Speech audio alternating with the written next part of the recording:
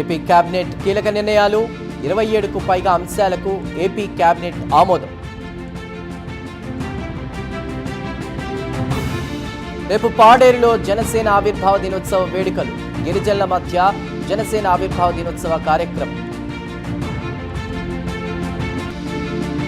స్కూల్లో నాసిరకం భోజనంపై మంత్రి లోకేష్ ఆగ్రహం. హెడ్ మాస్టర్ ని సస్పెండ్ చేసిన మంత్రి.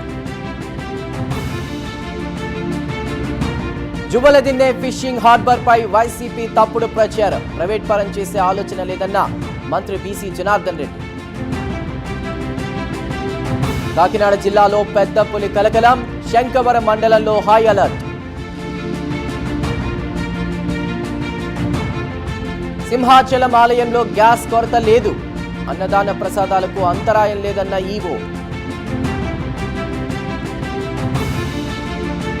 రాజమండ్రి కల్తీ పాల ఘటనలో 15కి చేరిన మృతుల సంఖ్య. ఆసుపత్రిలో చికిత్స పొందుతూ 2 మృతి.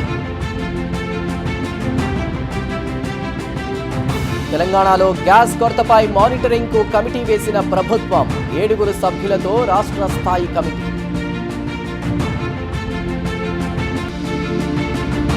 గ్యాస్ పెట్రోల్ కొరత కేంద్రానిదే బాధ్యత. తక్షణమే కేంద్రం మెరుగుపరచాలన్న మంత్రి పొన్నం.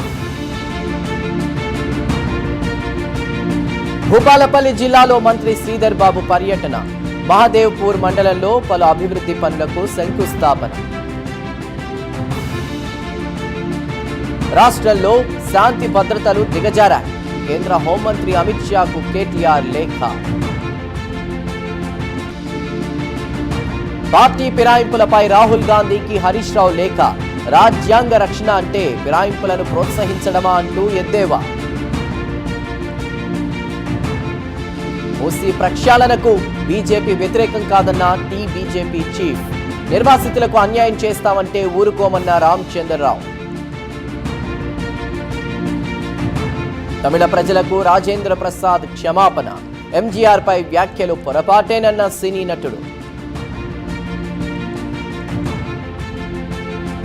దేశంలో వంట గ్యాస్ కొరత లేదు. ఇంధన ఆందోళనపై స్పందించిన కేంద్రం.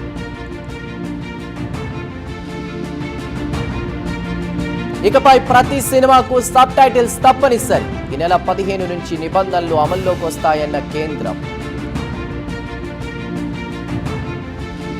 సినిమా టికెట్ రేట్ల పెంపుపై సుప్రీంకోర్టు స్టే. హైకోర్టు ఇచ్చిన మధ్యంతర ఉత్తర్వులను తాత్కాలికంగా నిలిపివేత. కొత్త రాజకీయ పార్టీని ప్రకటించిన శశికళ. ఎన్నికల ముందు ప్రత్యక్ష రాజకీయాల్లోకి ఎంట్రీ. తమిళనాడులో పొత్తుల వైపు టీవీకే అధినేత అడుగులు. పార్టీ ముఖ్య నేతల అభిప్రాయాలు తెలుసుకున్న విజయ్.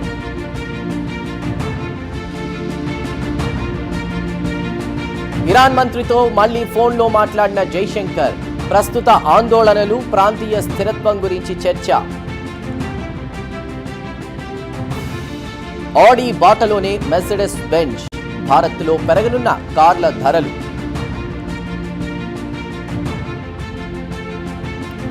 స్టాక్ మార్కెట్లో బ్లాక్ ఫ్రైడే.